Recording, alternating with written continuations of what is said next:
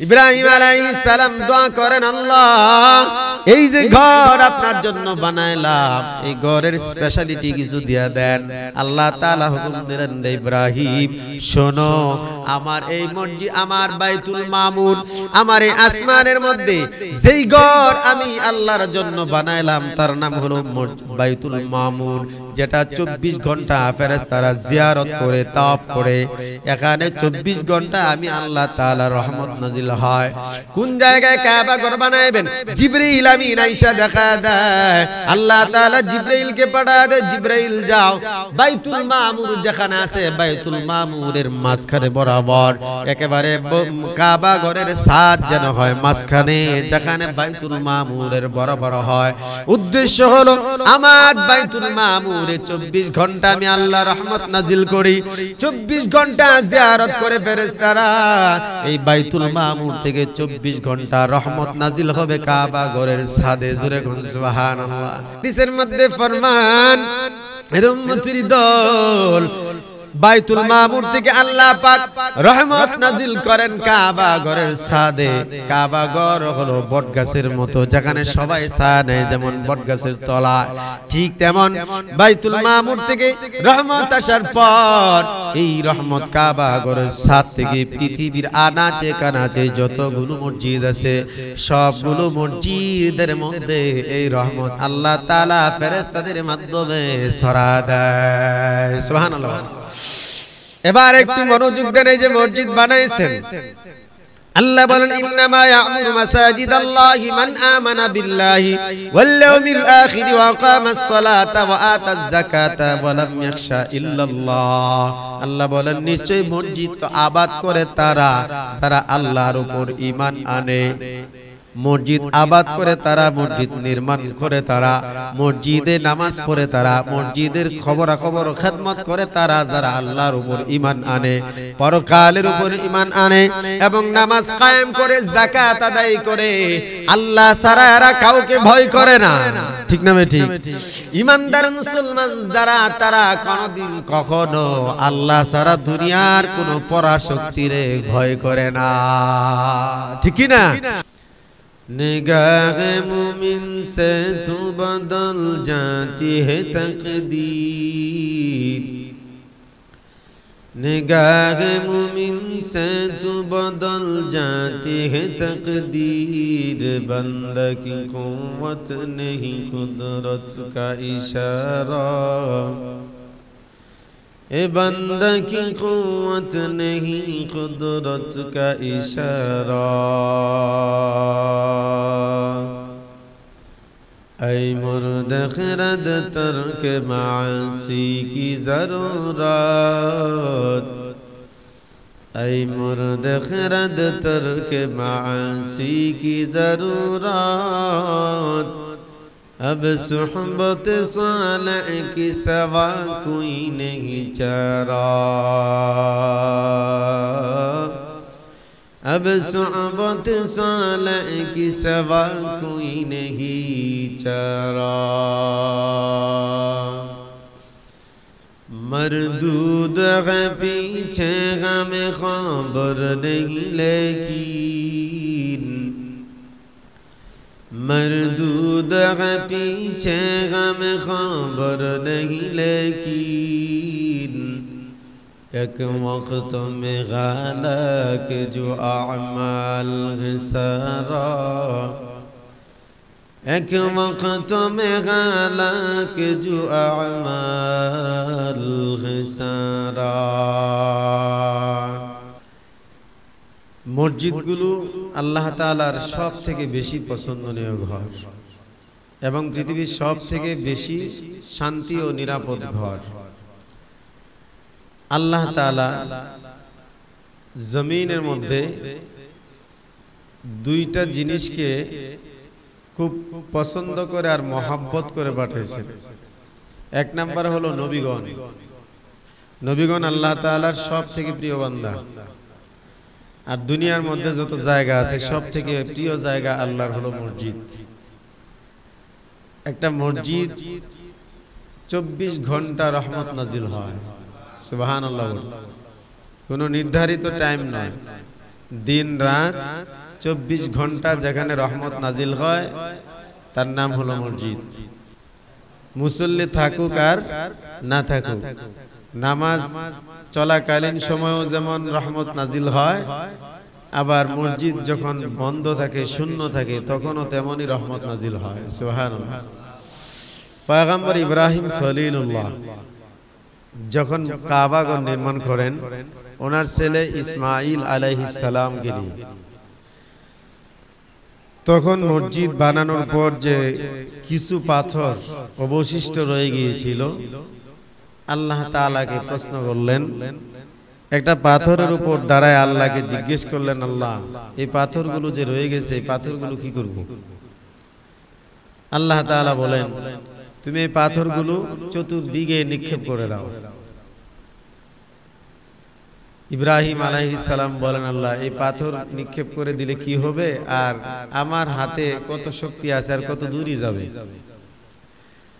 আল্লাহ তাআলা বললেন, তুমি তো তোমার কাজ করো, তোমার যতটুকু শক্তি আছে ততটুকু শক্তি দিয়ে চেষ্টা করো, বাকি পৃথিবীর আনাচে কানাচে জায়গায় জায়গায় পৌঁছে দেওয়ার দায়িত্ব আমার। ইব্রাহিম আলাইহিস সালাম চতুর্পাশে সেই পাথরগুলো নিক্ষেপ করলেন। আল্লাহ পাক রব্বুল আলামিন ফেরেশতাদের মাধ্যমে পৃথিবীর সব জায়গায় জায়গায় যেখানে মসজিদ হবে কিয়ামত পর্যন্ত, আজ হোক কাল হোক, কিয়ামতের আগে শেষ যে মসজিদটা হবে ওই মসজিদটাও সেখানে হবে যেখানে ইব্রাহিম আলাইহিস সালামের একটা পাথর গিয়ে পড়ছে। তো মসজিদ, এই যে আপনাদের এখানে মসজিদ হয়েছে, আগে আপনারা পড়ছেন ওখানে, এখন পড়ছেন এখানে, তো নির্ধারিত আপনারা করেছেন, বাকি হুকুম কার? আল্লাহ তাআলার হুকুম না হলে মসজিদ হবে? মসজিদ হবে না। ইব্রাহিম আলাইহিস সালাম আমাদের জাতির পিতা, উনি মুসলিম জাতির পিতা, এবং ওনার বংশ থেকেই যত নবী রাসূল আসছেন তার মধ্যে লাখের উপরে নবী আসছেন শুধু ইব্রাহিম আলাইহিস সালামের বংশ থেকে। সুবহানাল্লাহ। ইব্রাহিম আলাইহিস সালাম জন্মের পর থেকে, যখন থেকে তিনি বুঝেন, শিশু বয়স, জন্ম নিয়েছেন একটা বিধর্মীর ঘরে, বেঈমানের ঘরে। যে বেঈমান ছিল পরিকল্পনা মন্ত্রী, সরকারের পরিকল্পনা মন্ত্রী ছিল আজার। তো তখন পরিবার পরিকল্পনা এটা মেনটেন করত এই খাতিয়া পরিকল্পনা মন্ত্রী আজার। নমরুদ ঘোষণা দিয়েছিল সন্তান নেওয়া যাবে না। তো সন্তান যে নেওয়া যাবে না কেন? ভয়। পণ্ডিতে গণনা করে দেখছে যে ইব্রাহিম নামের এক ছেলে আসবে, নবী হবে, সে তার রাজত্ব ধ্বংস করবে। তো রাজত্ব ধ্বংস করবে, সে কারণে জন্ম নিয়ন্ত্রণ কন্ট্রোল করছে। জন্ম নিয়ন্ত্রণ কন্ট্রোল তো এখনো হয়, ঠিক না? কিন্তু এটার আবিষ্কারক হচ্ছে দুইজন। কয়জন? একজন হচ্ছে ফেরাউন, দুই নাম্বার হচ্ছে নমরুদ। ফেরাউনেরটা ছিল সীমিত, নমরুদেরটা হচ্ছে ব্যাপক। ফেরাউন বলতো যে ছেলে হলেই মেরে ফেলবা, মেয়ে হলে বাঁচা রাখবা। আর নমরুদ বলছে কোনো সন্তানই হওয়া যাবে না যতদিন পর্যন্ত এটা প্রকাশ না হয়। তো আল্লাহর সিদ্ধান্ত তো পাল্টানোর কোনো ক্ষমতা নাই, আছে কারো? আল্লাহ যা চায় তাই হয়। আল্লাহ বলেন ফাআলুল লিমা ইউরিদ, আল্লাহ বলেন আমি আল্লাহ যা চাই তাই করি, তোমরা যা চাও তাই কিন্তু হয় না। আল্লাহ তাআলা বলেন ইনসানের দল, তোমরা অনেক প্ল্যান প্রোগ্রাম করো, পরিকল্পনা করো, তোমাদের পরিকল্পনা তখনই বাস্তবায়ন হয় যখন আমি আল্লাহ তাআলা ওটার মধ্যে হুকুম দেই। আমি আল্লাহর হুকুম নাই এমন পরিকল্পনা যদি তোমরা করো, ওই পরিকল্পনা নস্যাৎ করে দিয়া আমি আল্লাহর সিদ্ধান্ত আমি বাস্তবায়ন করে দেই। আল্লাহ তাআলা চাইলেন পয়গম্বর ইব্রাহিম আলাইহিস সালাম দুনিয়ার জমিনে আসবেন, এজন্য অন্য কোন সাধারণ মানুষের ঘরে পয়গম্বর ইব্রাহিমকে জন্ম দেয় নাই। কারণ সাধারণ মানুষের ঘরে জন্ম দিলে অপরাধ হবে, শাস্তি হবে। আল্লাহ তাআলা পরিকল্পনা কইরা এই পরিকল্পনা মন্ত্রী আজরের ঘরে ইব্রাহিম আলাইহিস সালামকে জন্ম দিলেন। সুবহানাল্লাহ। এখন পরিকল্পনা মন্ত্রীর ঘরে ছেলে হয়েছে।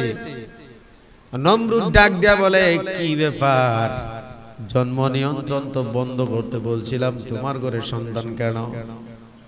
আজর ডাক দিয়া কয়, ও মালিক, আমার তো বংশ পরম্পরা টিকিয়ে রাখার জন্য একজন সন্তান দরকার, আর আমি আপনার গোলামের মতো জীবন যাপন করি। আমার সন্তান যদি আপনার বিরুদ্ধে যায়, এক মুহূর্ত বিলম্ব করব না, তারে হত্যা করে ফেলব। বংশ টিকিয়ে রাখার জন্য একজন ছেলে দরকার। ও মালিক, সন্তান আমার, কিন্তু আমার মতই চলবে। আমি যেমন আপনার গোলামি করি, আমার সন্তান আপনার গোলামি করবে। এইভাবে ইব্রাহিম আলাইহিস সালামকে নমরুদের কবল থেকে শিশুকালে হেফাজত করেছেন। কিন্তু যখন বাল্যকাল, আজর মূর্তির ব্যবসা করতো, মূর্তি বানায় বানায় বাজারে বাজারে বিক্রি করতো। হাতের মধ্যে একটা মূর্তি রাখতো স্পেশাল, খুব পছন্দের। এই মূর্তির নাম ছিল আজর, আর তার আসল নাম হলো তারেক। এবার পয়গম্বর ইব্রাহিম যখন বালক, কিছু কিছু বুঝেন, তখন আজর ইব্রাহিম আলাইহিস সালামকে নিয়ে বাজারে যাইতে চাইলেন মূর্তি নিয়া। যখন বাজারে গেলেন, বাজারে যাওয়ার পথে ইস্তেনজার জরুরত হইল আজরের।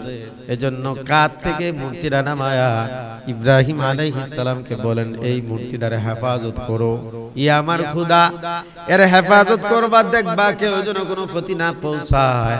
আমি একটু প্রস্রাব করে আসি। পয়গম্বর ইব্রাহিম আলাইহিস সালাম বাবার ডাক দিয়া কয়, কেমন খোদার ইবাদত করো যে খোদা নিজের হেফাজত করতে পারবে না? আমি বাচ্চা মানুষ হইয়া তার হেফাজত করা লাগে। আজর কয়, এত প্রশ্ন করো না, পণ্ডিতি দেখায়ও না, ওই আমি যা কইছি তা করো। আজর একটু দূরে চলে যাওয়ার পর ইব্রাহিম আলাইহিস সালাম বালক বয়সেই দেখেন আল্লাহর নবীরা কতটা বিচক্ষণ হয়। আল্লাহ তাআলা তাদেরকে স্পেশাল ব্রেন দিয়া বানায়, তাদেরকে মাসুম বানায়। বাল্যকাল থেকে তাওহীদে বিশ্বাসী, মূর্তির কিনারায় যাইয়া বলে, কিরে মূর্তি, তোরে আমার মতো বাচ্চার পাহারা দেওয়া লাগে কেন? তুই নাকি আমার খোদা? তুই না খোদাতে তোরে আমার পাহারা দেওয়া লাগে কেন? এক কথা দুই কথা জিজ্ঞেস করার পর মূর্তি কি জবাব দিতে পারে? যখন জবাব দিতে পারে নাই, মাথার উপর তুইলা এক দিশে আসা ভাঙ্গা চুরমার হইয়া টুকরা টুকরা হয়ে পড়ে আছে। ইব্রাহিম আলাইহিস সালাম গালে হাত দিয়া পাশে বসে আছে। আজর আয়েশা প্রশ্ন করে, রে বাবা, আমার খোদা কই? ইব্রাহিম আলাইহিস সালাম বলেন, তোমার খোদা কই গেছে কে জানে? আমি তো বলতে পারি না রে বাবা, আমি তো জানি না, তালাশ করে দেখো। আজর তাকায়া দেখে ছোট ছোট টুকরা হইয়া তার খোদা পড়ে আছে। মেজাজ বড় গরম। প্রশ্ন করে, ইব্রাহিম, কেমনে এমন হলো? কে ভাঙলো? কে আমার মূর্তি, আমার খোদারে আঘাত করলো? ইব্রাহিম আলাইহিস সালাম বলেন, তোমার খোদারে প্রশ্ন করো, কে মারছে?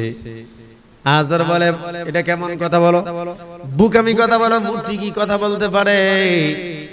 হযরত ইব্রাহিম বলেন, যেই মূর্তি নিজে কথা বলতে পারে না, যে নিজের জানের হেফাজত করতে পারে না, নিজের বডির আক্রমণ ঠেকাইতে পারে না, ই আবার খোদা হয় কেমনে? ও বাবা, এমন বুকামি কথা বললে তো পাগল ছাড়া কেউ বিশ্বাস করবে না। রাগারাগি কইরা আজর ডাক দেয়া কয়, বেশি পণ্ডিত হয়ে গেছো। সামনে থেকে এমন কোন দৃশ্যতাপূর্ণ আচরণ যদি করো, তাহলে কিন্তু তোমারে ব্যত্রাঘাত করব। ইব্রাহিম আলাইহিস সালাম মুস্কি হাসি দিয়া কয়, বাবা, তোমার পথে তুমি যাও, আমার পথে আমি যাই। তোমার ধর্ম আমার দ্বারা মানা কোনোদিন সম্ভব হবে না। ইব্রাহিম আলাইহিস সালামকে মারার জন্য আজর নিজে রশি টানছে, এটা আপনারা ইতিহাস জানেন। আগুনে ফালানোর জন্য যখন নমরুদের বিরুদ্ধে চলে গেছে তখন আগুনে ফালানোর জন্য যে আগুন জ্বালিয়েছে 40 দিন ধরে, কতদিন? 40 দিন ধরে যে আগুন জ্বালিয়েছে, সেই আগুনে ফালানোর জন্য এই বাবা নিজেই রশি ধরে টানছে। কারণ ওই যে নমরুদের গোলাম আগেই কথা দিয়েছিল, সন্তান যদি বিরুদ্ধে যায় তাহলে সন্তানকেও মেরে ফেলবে। সেই ইব্রাহিম আলাইহিস সালাম যখন পয়গম্বর হলেন, বিয়ে করলেন, প্রথম স্ত্রীর নাম হলো সারা। প্রথম স্ত্রীর নাম কি? বিশ্ব সুন্দরী সারা। সন্তান হয় না। দ্বিতীয় স্ত্রী হলেন বিবি হাজরা। এক জালেম বাদশা হাদিয়া হিসেবে এই সারার খাদেমা হিসেবে দিয়েছিলেন এই হাজরাকে।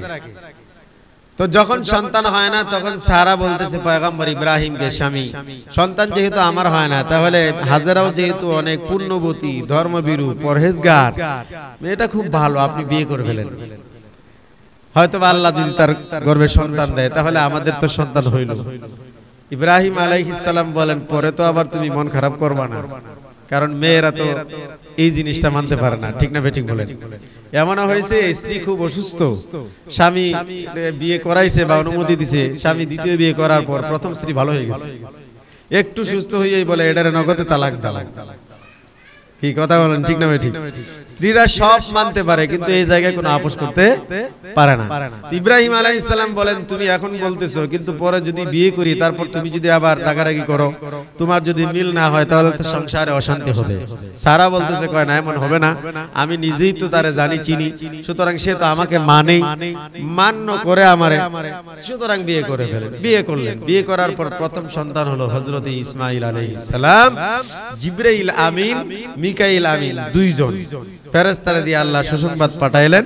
এর আগে ইব্রাহিম আলাইহিস সালাম আল্লাহর কাছে দোয়া করলেন, রব্বি হাবলি মিনাস সালিহিন, আল্লাহ আমার একটা নেক সন্তান দেন, মালিক আমার একটা নেক সন্তান দেন, আমার একটা সন্তান দেন, যেই সন্তান হবে সালেহ, আমলে সালেহ, পরহেজগার, মুত্তাকি, তাকওয়া ওয়ালা। আল্লাহ তাআলা সাথে সাথে ঘোষণা দিলেন, ফাবাশশারনাহু বিগুলামিন হালিম, আমি ইব্রাহিমকে একটা ধৈর্যশীল নেক সন্তানের সুসংবাদ দিলাম। এজন্য সন্তান চাইতে হইলে আল্লাহ তাআলার কাছে দোয়া করা লাগে, আল্লাহ আমার একটা নেক সন্তান দেন। এভাবে বলা যায় না আল্লাহ আমার একটা ছেলে দেন, এভাবে বলা ঠিক না, আল্লাহ আমার একটা মেয়ে দেন। কারণ কোন সন্তান আপনার জন্য মঙ্গলজনক হবে, ছেলে না মেয়ে, এটা আপনি জানেন না। আল্লাহর কাছে আপনি দোয়া করবেন, আল্লাহ আমার একটা নেক সন্তান দেন। আল্লাহ যদি ভালো মনে করে আপনার ছেলে দরকার, তাহলে আপনাকে ছেলে সন্তান দিবেন। ইচ্ছা করিয়া আল্লাহ তাআলার কাছ থেকে কোনো কিছু চায় নিলে সেটার উপর আল্লাহর জিম্মাদারি থাকে না।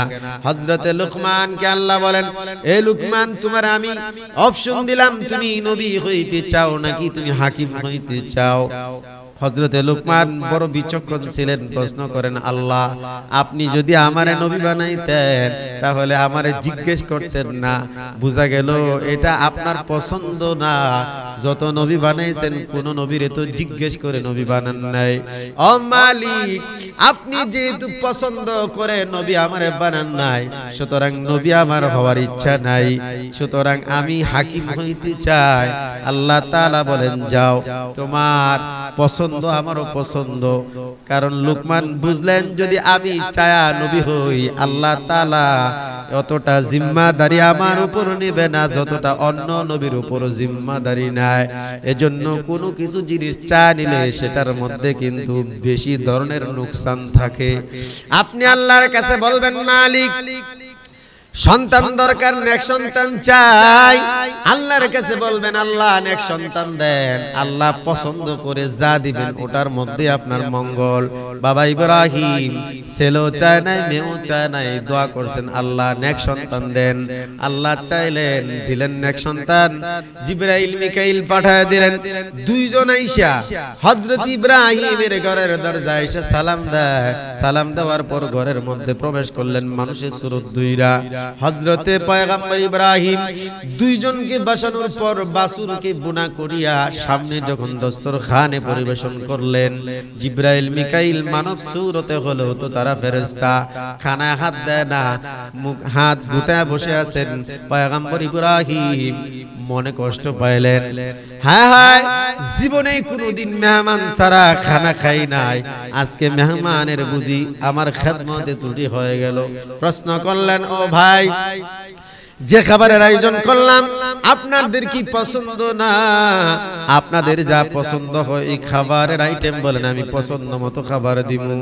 হযরত ইব্রাহিমের মনের দিকে তাকায়া বিষণ্ণতা দেখিয়া জিবরাইল মিকাইল ডাক দিয়া বলেন, ও পয়গম্বর ইব্রাহিম, আপনি মনে কষ্ট নিয়েন না, আপনার এই খাবার আমরা খাইতে পারবো না, কারণ দেখতে মানুষ হলেও আমরা মানুষ না, আমি জিবরাইল ও হলো মিকাইল। সুবহানাল্লাহ। কেন আসছেন মানুষের সুরত ধরে?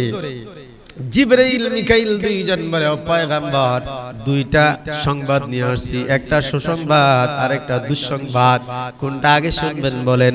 বিবি হাজেরা পর্দার আড়াল থেকে সব কথা শুনতেছে।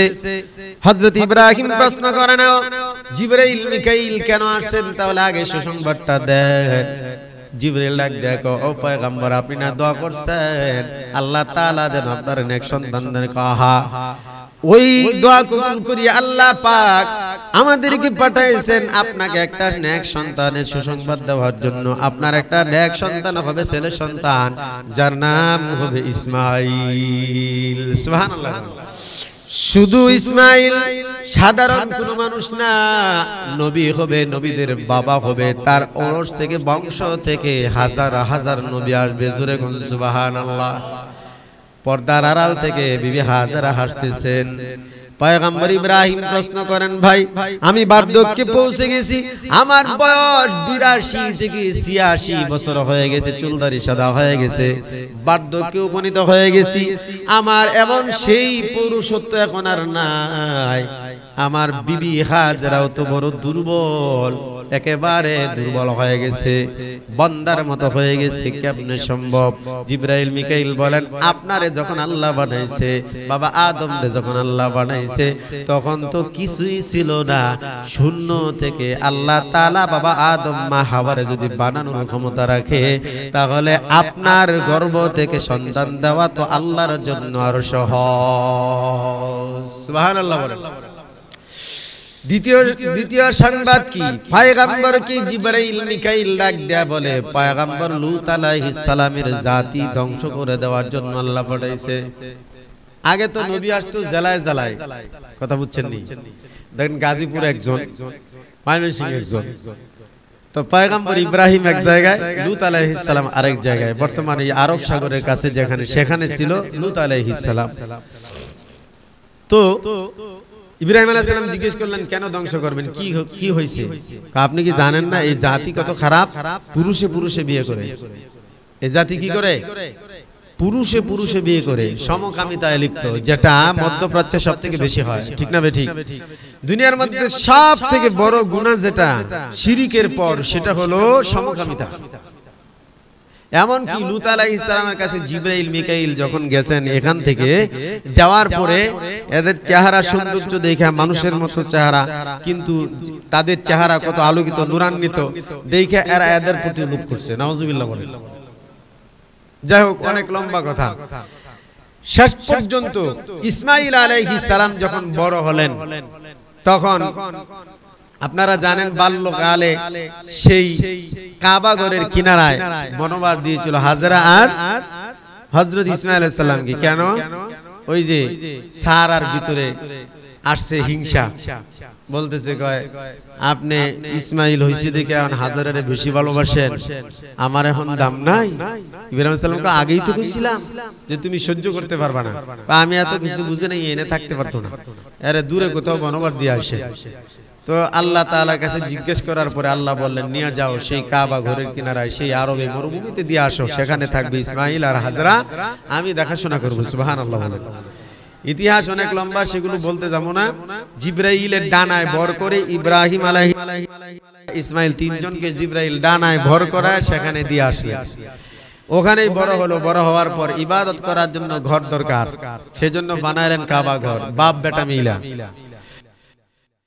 ইব্রাহিমুল কাওয়াইদ মিনাল বাইতি ওয়া ইসমাঈল রব্বানা তাকাব্বাল মিন্না ইন্নাকা আনতাস সামিউল আলিম। দুইজন বাপ বেটা ইব্রাহিম ইসমাইল যখন কাবা ঘরকে বানাইলেন, ভিত্তি স্থাপন করলেন, ভিত্তি স্থাপন করার পর দোয়া করলেন, আল্লাহ কবুল করে নেন, রব্বানা হে আমাদের রব, তাকাব্বাল মিন্না আপনি আমাদের কাছ থেকে এই ঘরকে কবুল করে নেন, ইন্নাকা আনতাস সামিউল আলিম আপনি সর্বজ্ঞ এবং সর্বময় শ্রোতা, আপনি সবকিছু শুনেন আর জানেন। সেই কাবা ঘর হওয়ার পর 40 বছর পর নির্মাণ হলো মসজিদে আকসা। বাইতুল মুকাদ্দাস নির্মিত হলো 40 বছর পর। কয় বছর পর? হযরতে আনাস ইবনে মালিক গালিবান উনি পয়গম্বরকে প্রশ্ন করেন, পয়গম্বর বাবা ইব্রাহিম কাবা ঘর বানাইছেন, কিন্তু বাইতুল মুকাদ্দাস বানাইছেন কে এবং কতদিন পর বানাইলেন? পয়গম্বর ডাক দিয়ে বলেন, হযরতে বাবা ইব্রাহিম কাবা ঘর নির্মাণ করার পর 40 বছর পর তার নাতি পয়গম্বর ইয়াকুব আলাইহিস সালাম মসজিদে আকসা নির্মাণ করেন। সুবহানাল্লাহ। ইব্রাহিম আলাইহিস সালামের নাতি হলেন পয়গম্বর ইয়াকুব, ইউসুফ আলাইহিস সালামের বাবা, ইউসুফ আলাইহিস সালামের বাবা। তো ইসমাইল আলাইহিস সালামের গর্ভ থেকে আর কোন নবী আসে নাই। ঈসা আলাইহিস সালাম পর্যন্ত সব নবী হলো ইসহাক আলাইহিস সালামের বংশ থেকে। ইসহাক আলাইহিস সালামের ছেলের নাম ইয়াকুব, ইয়াকুব আলাইহিস সালামের ছেলের নাম ইউসুফ, আবার ইয়াকুব আলাইহিস সালামের নাতি নবী তার নাম আইয়ুব। সুবহানাল্লাহ খান। হযরতে ইয়াকুব আলাইহিস সালামের 12 ছেলে, তার মধ্যে একজন নবী, একজনের নাম হলো ইয়াহুজ। হযরতে ইয়াকুব আলাইহিস সালামের নাম ইসরাইল, অপর নাম ইসরাইল হিব্রু ভাষায়, যার অর্থ হলো আল্লাহর গোলাম। আব্দুল্লাহ নামের অর্থ যেমন আল্লাহর গোলাম, হিব্রু ভাষায় ইসরাইল যার নামের অর্থ হলো আল্লাহর গোলাম, এজন্য বনি ইসরাইল বলা হয়। ঈসা আলাইহিস সালাম পর্যন্ত যত নবী ইব্রাহিম আলাইহিস সালামের পরে আসছে সব নবী হলো বনি ইসরাইলের নবী। এবং হযরত ইসমাইল আলাইহিস সালামের বংশ থেকে একজন মাত্র নবী আসলেন, যিনি হলেন ইমামুল মুরসালিন, খাতামুন নবিয়্যিন, সকল নবীর নবী, সকল রাসূলের রাসূল মুহাম্মদুর রাসূলুল্লাহ সাল্লাল্লাহু আলাইহি সাল্লাম বলেন, এই যে ইয়াকুব আলাইহিস সালামের বড় ছেলের নাম ইয়াহুজ, জালদিয়া। ধাপে ধাপে আইসা আরব কান্ট্রির লোকেরা সাহিত্যিকতার মিল রেখে জালকাইটা দাল বানায় দিয়েছে, হয়ে গেছে ইহুদ। এদের সন্তানদেরকে ইহুদি বলা হয়। আজকে ইহুদিরা ইসরাইল রাষ্ট্র কায়েম করছে, রাষ্ট্রের নাম দিয়েছে ইসরাইল, তাদের দাদার নামে, বাবার নামে ইয়াকুব আলাইহিস সালামের তাদের আদি পিতা, এজন্য ইসরাইল নাম রাষ্ট্রকরণ করছে তার বাবার নাম দিয়া। ফিলিস্তিনের জমি, ফিলিস্তিনের জায়গা, সব জায়গাটা পবিত্র ছিল, লক্ষ লক্ষ নবী যেখানে আসছে এই জায়গাটা দখল করে ফিলিস্তিনের ভূমি দখল কইরা নাম দিছে তার বাবার নাম ইসরাইল। এবার শুনেন, ইব্রাহিম আলাইহিস সালাম কাবা ঘর নির্মাণ করার পর দাঁড়া দাঁড়া দোয়া করলেন। লম্বা কথা, সূরা ইব্রাহিমের মধ্যে আসছে। ইব্রাহিম আলাইহিস সালাম এখানে দাঁড়া দোয়া করলেন, আল্লাহ আপনি এই জায়গাটাকে ঘনবসতি বানায় দেন, আল্লাহ এই শহরটাকে নিরাপদ বানায় দেন, আল্লাহ এই শহরের মানুষগুলোরে আপনি কোনোদিন অভাবী বানায়েন না, ফল ফ্রুট দিয়া, উন্নত মানের নিয়ামত দিয়া এদেরকে এমন ভাবে চালাবেন কিয়ামত পর্যন্ত যেন কোনো অভাব অনটন দেখা না দেয়। এজন্য তালাশ করে দেখেন দুনিয়ার সব থেকে বিলাসী জীবন যাপন করে আরবিয়ানরা, ঠিক কি না? ইব্রাহিম আলাইহিস সালাম বলেন, রব্বি জাআল হাদা বালাদান আমিনা, ও রব এই শহরটাকে আপনি নিরাপদ নগরী বানা দেন। এমন নিরাপদ আল্লাহ বানাইছেন, ফেরেশতা দিয়ে হেফাজত করেন, চতুর্দিকে ফেরেশতাদের দল 24 ঘন্টা পাহারা দেয়। এমন কি দাজ্জাল যখন দুনিয়া ধ্বংস করতে চাইবে, तमाम দুনিয়া ঘুরবে, ডুববে, সব জায়গায় যাইবে, ধ্বংস করে দিবে, কিন্তু এই মক্কার হারামে, হুদুদ হারামে এবং মদিনায় ঢুকার মতো ক্ষমতা ক্ষমতা দাজ্জালের হবে না। ইব্রাহিম আলাইহিস সালাম দোয়া করেন, আল্লাহ এই যে ঘর আপনার জন্য বানাইলাম এই ঘরের স্পেশালিটি কিছু দিয়া দেন। আল্লাহ তাআলা হুকুম দিলেন, ইব্রাহিম শোনো, আমার এই মসজিদ, আমার বাইতুল মামুর, আমার এই আসমানের মধ্যে যেই ঘর আমি আল্লাহর জন্য বানাইলাম তার নাম হলো বাইতুল মামুর, যেটা 24 ঘন্টা ফেরেশতারা জিয়ারত করে তাওয়াফ করে। এখানে 24 ঘন্টা আমি আল্লাহ তাআলার রহমত নাজিল হয়। কোন জায়গায় কাবা ঘর বানাইবেন? জিবরিল আমিন আয়েশা দেখা দেয়, আল্লাহ তাআলা জিবরাইলকে পাঠায় দেয়, জিবরাইল যাও বাইতুল মামুর যেখানে আছে বাইতুল মামুরের মাঝখানে বরাবর একেবারে কাবা ঘরের ছাদ যেন হয় মাঝখানে, যেখানে বাইতুল মামুরের বরাবর হয়। উদ্দেশ্য হলো আমার বাইতুল মামুরে 24 ঘন্টা আমি আল্লাহ রহমত নাজিল করি। 24 ঘন্টা জিয়ারত করে ফেরেশতারা এই বাইতুল মামুর থেকে 24 ঘন্টা রহমত নাজিল হবে কাবা ঘরের ছাদে। জোরে কোন সুবহানাল্লাহ। হাদিসের মধ্যে ফরমান, এর উম্মতের দল বাইতুল মামুর থেকে আল্লাহ পাক রহমত নাজিল করেন কাবা ঘরের ছাদে।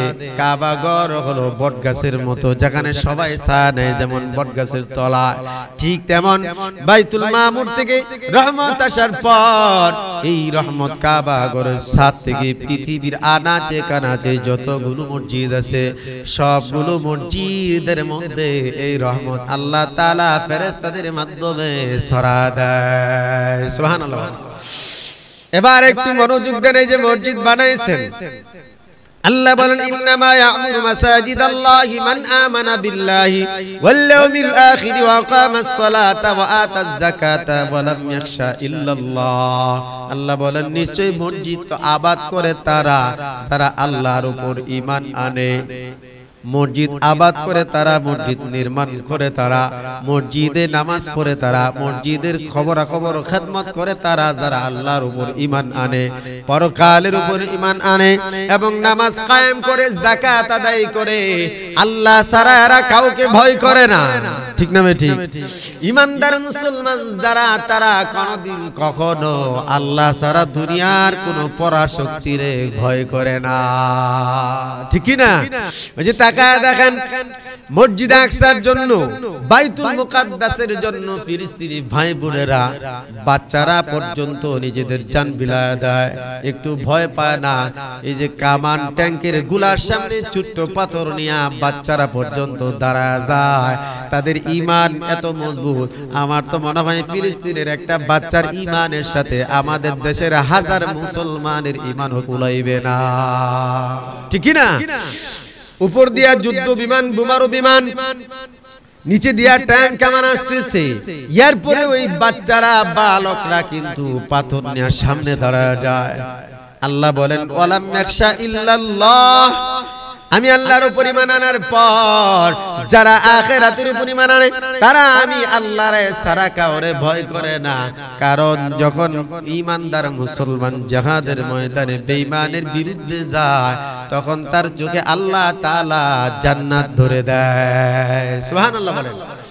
তো ভাইরা আমার, আল্লাহ রাসূল বলেন, কাবা ঘর থেকে রহমত যাওয়ার পর পৃথিবীর সবগুলো মসজিদের ইমাম সাহেবের ডান কাঁধে আগে রহমত যায়।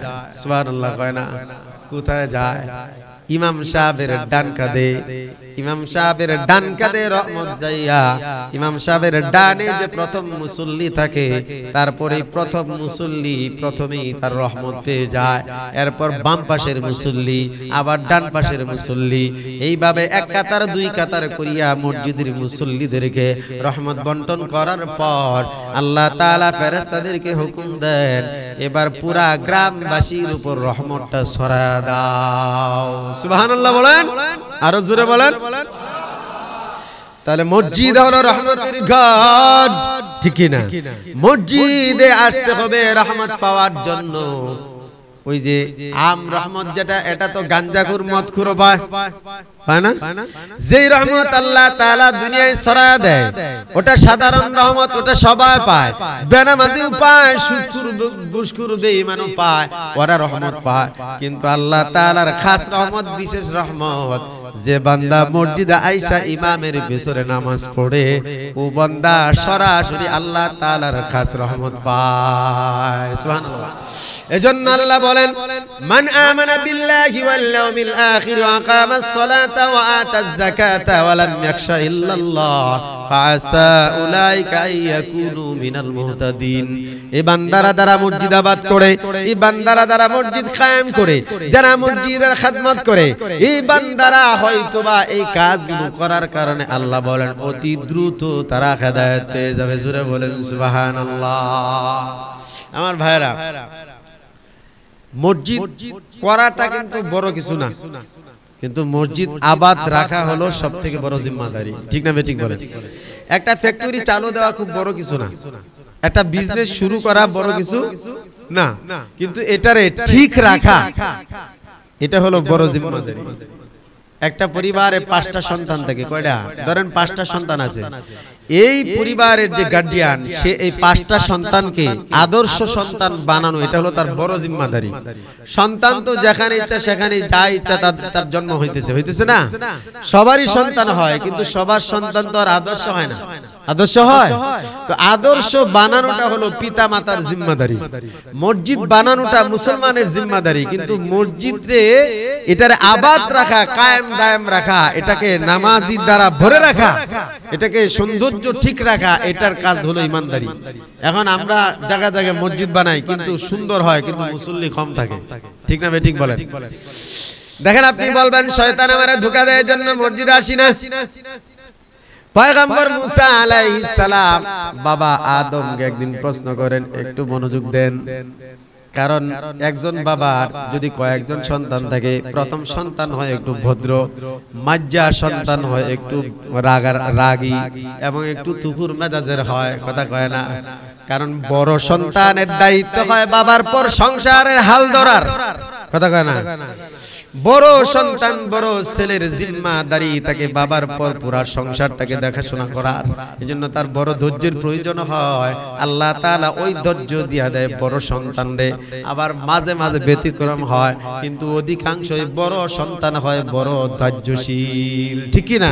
2 নাম্বারটা হয় বড় মেজাজি, কারণ এটাও দরকার। একটা যদি একটু মেজাজি না হয়, তাহলে তো যে কেউ হামলা করে বাবার জমি টুমি নিয়ে যেতে পারে, কথা কয় না। সম্পদে আক্রমণ করতে পারে কি পারে না? তো আল্লাহ এইভাবে দেয়। আল্লাহ পাক অনেক নবী বানাইছেন, একজন নবী বানাইছেন পয়গম্বর মুসা আলাইহিস সালাম বড় মেজাজি। ঠিক না ঠিক বলেন? আল্লাহর পর্যন্ত ছাড় দেয় না। উনি হলেন মাজ্জা সন্তানের মতো। বাবা আদম রে জিজ্ঞেস করেন, ও বাবা আদম, আচ্ছা আব্বা জান কোন দেখি, আল্লাহ আপনারা জান্নাত দিছে, জান্নাতে কোটি কোটি নাজ নেয়ামত দিছে, এত নেয়ামত আপনি জনম জনম জনম খাইলেও কিন্তু এই নেয়ামত শেষ হইতো না, কথা কয় না। আপনার কি ঠেয়া লাগছিল ওই গাছের ফলটা খাইবে লাগি? আল্লাহ যে নিষেধ করছে আপনারে, আপনি ওইটার মধ্যে কেলেই গেলেন। এত ফল ফুক দিল আল্লাহ, আল্লাহ কইছে খালি একটা গাছের ফল খায়েন না, আর সব খায়েন। আপনি সব বাদ দিয়ে হেডে কেলেই খাইলেন। বাবা আদম চুপ করে আছেন, কারণ বাবা কিন্তু সন্তানের কথায় কথায় রাগ দেখাইতে পারে না, ঠিক কি না? সন্তান অনেক সময় কথা বলতে গিয়া মেজাজ কন্ট্রোল করতে পারে না, বাবা মার সাথে মেজাজ হারায় দেয়। বাবা মা ধৈর্যের সাথে কিন্তু শুনে, ঠিক না ঠিক বলেন? বাবা আদম মুসকি মুসকি হাসে। এবার বাবা আদম বলে, ও মুসা, আমি যে এই ফল খাইলাম এটা তুমি জানো কেমনে? আমি যে ফল খাইছি কেমনে জানো? কার কথা কয়েন না বাবা, আপনি যদি ফল না খাইতেন তাহলে দুনিয়া আসতে হইতো না, ফেরাউনের হামলার শিকারও হইতাম না, এই শয়তানের শয়তানিও পাইতাম না, কত মুসিবত আসছে, কত গজব আসতেছে, কত ঝামেলা, সব আপনার লেগে। আপনি কেন এমন ভুলটা করতে গেলেন? ও বাবা, আপনার একটা ভুলের কারণে আমরা সবাই খেসারত দিচ্ছি। কেন এমন ভুলটা করতে গেলেন? না গেলেও পারতেন। যখন এই কথা বলে বলে বাবা আদমকে মুসা আলাইহিস সালাম জব্দ করতেছেন, বাবা আদম মুসকে হেসে বলেন, ঠিক আছে বাবা, তাহলে আমার কথার জবাব দাও, সবকিছুর জন্য আমারে দায়ী বানাইতেছে? কহ আমি তো দেই, আর কেউ কইছে? আপনি তো কইছেন। তাহলে এটা বলো কেমনে জানো আমি এভাবে ফল খাইছি? কই যে আমার তাওরাত কিতাবে লেখা, আমি আমার তাওরাত কিতাবে পাইছি। বাবা আদম বলে তুমি তো জান্নাতে ছিলে না, জানলা কেমনে? কয় তাওরাত কিতাবে পাইছি। কয় তাওরাত কিতাব কবে লেখা হয়েছে? কয় তাওরাত কিতাব তো লেখা হয়েছে অনেক আগে। কয় কতদিন আগে? কয় আমার কিতাবে লেখা আছে আপনাকে সৃষ্টি করার 40 থেকে 50,000 বছর আগে লেখা। কতদিন আগে? এবার বাবা আদম বলে খুলে বলো, এই যে আল্লাহ তাআলা তোমারে কিতাব দিলেন, এই কিতাবের মধ্যে এইভাবে লেখা? কয় হ্যাঁ এভাবে লেখা। এবার বলতেছে কি কি লেখা আছে আমার একটু বলো। তারপর হযরত মুসা আলাইহিস সালাম বলেন, ও বাবা আমার এই তাওরাত কিতাবের মধ্যে স্পষ্ট লেখা, আমি কিতাব পড়ি, আমি কিতাব পড়াই মুসল্লিদেরকে। এখানে এইভাবে লেখা যে আপনাকে সৃষ্টির 50,000 বছর আগে লেখা, আপনি এমন ফল খাইবেন জান্নাত থেকে আপনাকে বের করে দেওয়া হবে। এবার বাবা আদম ডাক দিয়া বলে, বেটা এবার বলো, যদি আমার সৃষ্টির 50,000 বছর আগেই লেখা থাকে, এমন ঘটনা ঘটবে, তাহলে আমার এখানে দোষ কি? যা আগেই লেখা সেটা তো হবেই হবে। কথা কোন ঠিক কি না? কারণ আপনি বলবেন শয়তান আমারে মসজিদে যাইতে দেয় না, আমারে ওয়াসওয়াসা দিয়ে আমারে বন্ড বানায়, খারাপ বানায়, এমন বলবেন। এই কথা ঠিকবে না। কারণ হাসরের ময়দানে শয়তান একটা কনফারেন্স করবে, হাসরবাসীর সামনে শয়তান দ্বারা একটা ভাষণ দিবে। আল্লাহর কাছে বলবে, আল্লাহ আপনার গোলামরা আমারে দোষারোপ করে, আপনি অনুমতি দেন পুরা হাসরবাসীর সামনে কয়েকটা কথা কমু। আল্লাহ অনুমতি দেওয়ার পর শয়তান দ্বারা বলবে, ইনসানের দল, এ লোকেরা, আদম সন্তান, আমার এতে খালি দোষী বানাও। আমি নামাজ পড়তে দেই নাই, আমি রোজা রাখতে দেই নাই, আমি ওয়াসওয়াসা দিছি, আমি হজ করতে দেই নাই। বলো তো কোনো দিন কি মসজিদে যাওয়ার পথে তোমাদের সামনে দাঁড়ায় আমি বাধা দিছি? শয়তান কেউ দেখেন মসজিদে আসতে বাধা দিছে শয়তান দেখছেন কোনোদিন? রোজা রাখতে আপনারা লাঠি দিয়ে পিড়াইছে, খা। এভাবে শয়তান সব অস্বীকার করে ফেলবে, অস্বীকার করে আপনার জিম্মাদারি আপনারে দিয়ে চলে যাবে। সুতরাং মসজিদ করছেন, নামাজ পড়বেন, নিজ দায়িত্বে মসজিদ আয়েশা মসজিদ আবাদ করবেন। আল্লাহ রাসূল বলেন, মান বানা লিল্লাহি মাসজিদান বানাল্লাহু লাহু বাইতান ফিল জান্নাহ। আল্লাহ রাসূল বলেন, যে বান্দা মসজিদ বানায় তার জন্য আল্লাহ তাআলা জান্নাতে স্পেশাল ঘর বানায় দেয়। সাহাবায়ে কেরাম প্রশ্ন করেন, ও পয়গম্বর, গরিব মানুষ আমরা, টাকা পয়সা না, একটা মসজিদ কেমনে বানাই? রাসূল ডাক দেয়া বলেন, ও সাহাবী শুনো, একজন লোক যদি কোটি টাকা দিয়ে একটা একা মসজিদ বানায়, যতটা সওয়াব হবে আল্লাহ তাআলা যেমন স্পেশাল বিল্ডিং বানাইবেন জান্নাতের মধ্যে, তুমি যদি একটা মসজিদ বানানোর সময় একটা টাকা দিয়েও যদি সহযোগিতা করো, আল্লাহ পাক তোমার জন্য জান্নাতে একটা স্পেশাল বানাখানা বানায় দিবে। সুবহানাল্লাহ বলেন।